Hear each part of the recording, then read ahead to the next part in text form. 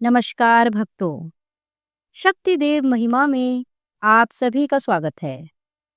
आज मैं आपको पद्म पुराण के अनुसार माघ मास महात्म्य का 7वां अंतिम अध्याय सुनाऊंगी। माघ मास के स्नान से सुव्रत को दिव्यलोक की प्राप्ति। वशिष्ठ जी कहते हैं, राजन सुनो, मैं तुमसे सुव्रत के चरित्र का वर्णन करता हूँ। यह शुभ प्रसंग श्रोताओं के समस्त पापों को तत्काल हर लेने वाला है। नर्मदा के रमणीय तट पर एक बहुत बड़ा अग्रहार ब्राह्मणों को दान में मिला हुआ गांव था। वह लोगों में अकलंक नाम से विख्यात था। उसमें वेदों के ज्ञाता और धर्मात्मा ब्राह्मण निवास करते थे। वह धन धान्य से भरा था और वेदों के गंभीर घोष से संपूर्ण दिशाओं को मुखरित किए रहता था। उस गांव में एक श्रेष्ठ ब्राह्मण थे जो सुव्रत के नाम से विख्यात थे। उन्होंने संपूर्ण वेदों का अध्ययन किया था। वेदार्थ के वे अच्छे ज्ञाता थे। धर्मशास्त्रों के अर्थ का भी पूर्ण ज्ञान रखते थे। पुराणों की व्याख्या करने में वे बड़े कुशल थे। वेदांगों का अभ्यास करके उन्होंने तर्कशास्त्र, ज्योतिष शास्त्र, गज विद्या, अश्व विद्या, 64 कलाएं, मंत्रशास्त्र, संख्य शास्त्र तथा योग शास्त्र का भी अध्ययन किया था। वे अनेक देशों की लिपियां और नाना प्रकार की भाषाएं जानते थे। यह सब कुछ उन्होंने धन कमाने के लिए ही सीखा था तथा लोभ से मोहित होने के कारण अपने भिन्न भिन्न गुरुओं को गुरु दक्षिणा भी नहीं दी थी। उपायों के जानकार तो थे ही, उन्होंने उक्त उपायों से बहुत कुछ धन का उपार्जन किया। उनके मन में बड़ा लोभ था, इसलिए वे अन्याय से भी धन कमाया करते थे। जो वस्तु बेचने के योग्य नहीं है उसको भी बेचते और जंगल की वस्तुओं का भी विक्रय किया करते थे।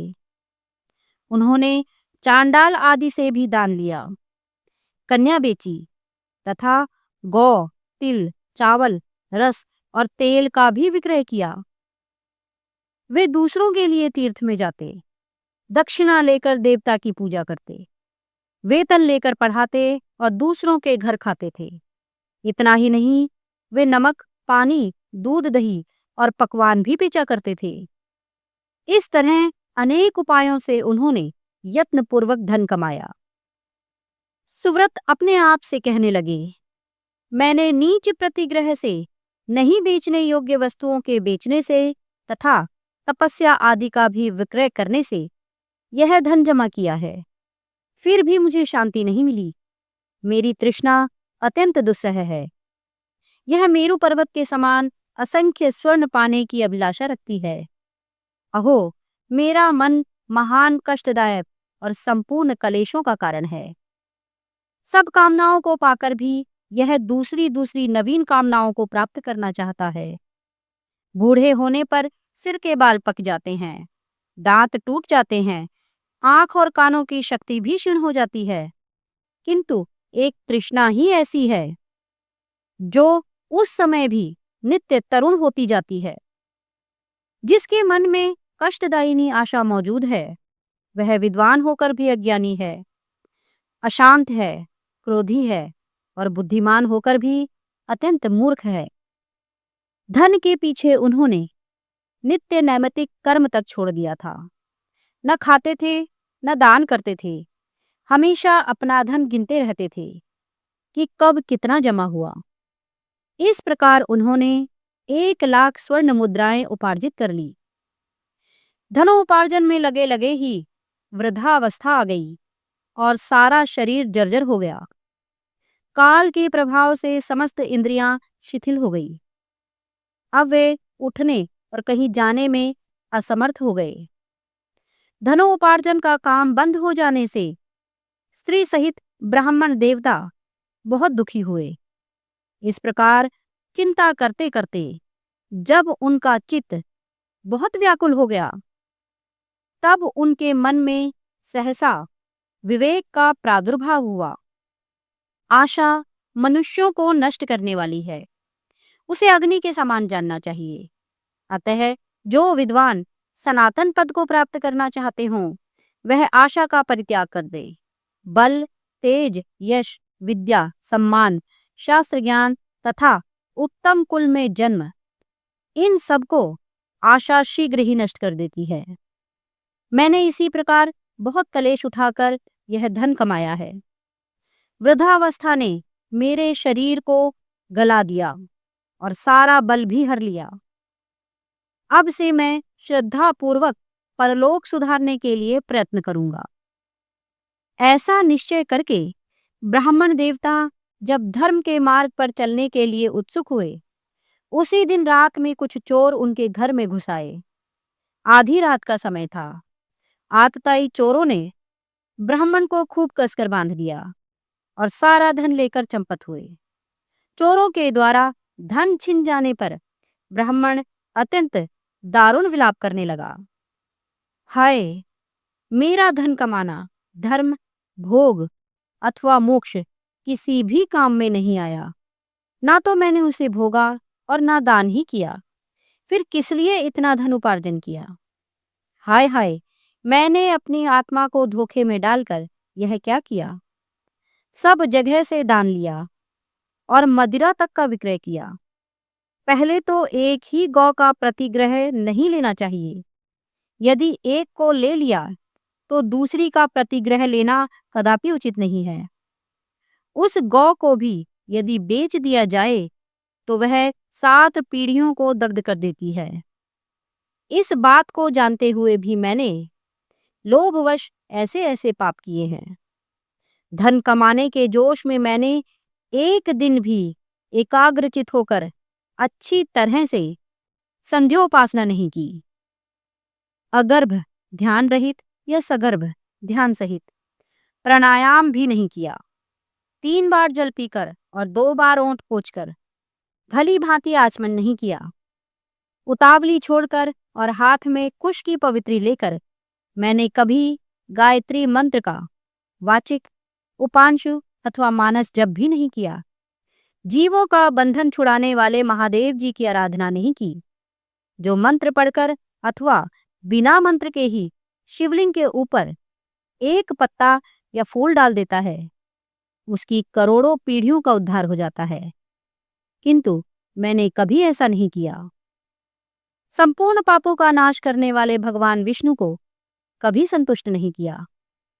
5 प्रकार की हत्याओं के पाप शांत करने वाले पंच यज्ञों का अनुष्ठान नहीं किया। स्वर्गलोक की प्राप्ति कराने वाले अतिथि के सत्कार से भी वंचित रहा। सन्यासी का सत्कार करके उसे अन्न की भिक्षा नहीं दी। ब्रह्मचारी को विधिपूर्वक अतिथि के योग्य भोजन नहीं दिया। मैंने ब्राह्मणों को भांति भांति के सुंदर एवं महीन वस्त्र नहीं अर्पण किए। सब पापों का नाश करने के लिए प्रज्वलित अग्नि में घी से भीगे हुए मंत्रपूत तिलों का हवन नहीं किया। श्री सूक्त, पावमानी ऋचा, मंडल ब्राह्मण, पुरुष सूक्त और परम पवित्र शत्र रुद्रीय मंत्र का जप नहीं किया। पीपल के वृक्ष का सेवन नहीं किया। अर्क त्रयोदशी का व्रत त्याग दिया। वह भी यदि रात को अथवा शुक्रवार के दिन पड़े तो तत्काल सब पापों को हरने वाली है, किंतु मैंने उसकी भी उपेक्षा कर दी। ठंडी छाया देने वाले सघन वृक्ष का पौधा नहीं लगाया। सुंदर शैया और मुलायम गद्दे का दान नहीं किया। पंखा, छतरी, पान तथा मुख को सुगंधित करने वाली और कोई वस्तु भी ब्राह्मण को दान नहीं दी। नित्य श्राद्ध, भूत बलि तथा अतिथि पूजा भी नहीं की। उपयुक्त उत्तम वस्तुओं का जो दान करते हैं, वे पुण्य के भागी मनुष्य यमलोक में यमराज को, यमदूतों को और यमलोक की यातनाओं को नहीं देखते। किंतु मैंने यह भी नहीं किया। गौवों को ग्रास नहीं दिया। उनके शरीर को कभी नहीं खुजलाया। कीचड़ में फंसी हुई गौ को, जो गौलोक में सुख देने वाली होती है, मैंने कभी नहीं निकाला। याचकों को उनकी मुंह मांगी वस्तुएं देकर कभी संतुष्ट नहीं किया। भगवान विष्णु की पूजा के लिए कभी तुलसी का वृक्ष नहीं लगाया। शालिग्राम शिला के तीर्थभूत चरणामृत को ना तो कभी पिया और ना मस्तक पर ही चढ़ाया। एक भी पुण्यमयी एकादशी तिथि को उपवास नहीं किया। शिवलोक प्रदान करने वाली शिवरात्रि का भी व्रत नहीं किया। वेद, शास्त्र, धन, स्त्री, पुत्र, खेत और अटारी आदि वस्तुएं इस लोक से जाते समय मेरे साथ नहीं जाएंगी। अब तो मैं बिल्कुल असमर्थ हो गया, अतः कोई उद्योग भी नहीं कर सकूंगा। क्या करूं, कहाँ जाऊं?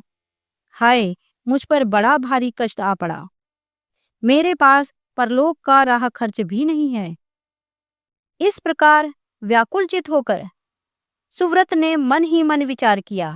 अहो, मेरी समझ में आ गया, आ गया, आ गया। मैं धन कमाने के लिए उत्तम देश कश्मीर को जा रहा था।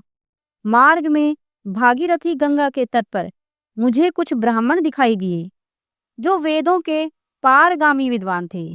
वे प्रातःकाल माघ स्नान करके बैठे थे। वहां किसी पौराणिक विद्वान ने उस समय यह श्लोक कहा था। माघ मास में शीतल जल के भीतर डुबकी लगाने वाले मनुष्य पाप मुक्त हो स्वर्गलोक में जाते हैं। पुराणों में मैंने इस श्लोक को सुना है। यह बहुत ही प्रामाणिक है, अतः इसके अनुसार मुझे माघ का स्नान करना चाहिए। मन ही मन ऐसा निश्चय करके सुव्रत ने अपने मन को सुस्थिर किया और 9 दिनों तक नर्मदा के जल में माघ स्नान किया। उसके बाद स्नान करने की भी शक्ति नहीं रह गई। वे 10वें दिन किसी तरह नर्मदा जी में गए और विधिपूर्वक स्नान करके तट पर आए। उस समय शीत से पीड़ित होकर उन्होंने प्राण त्याग दिया।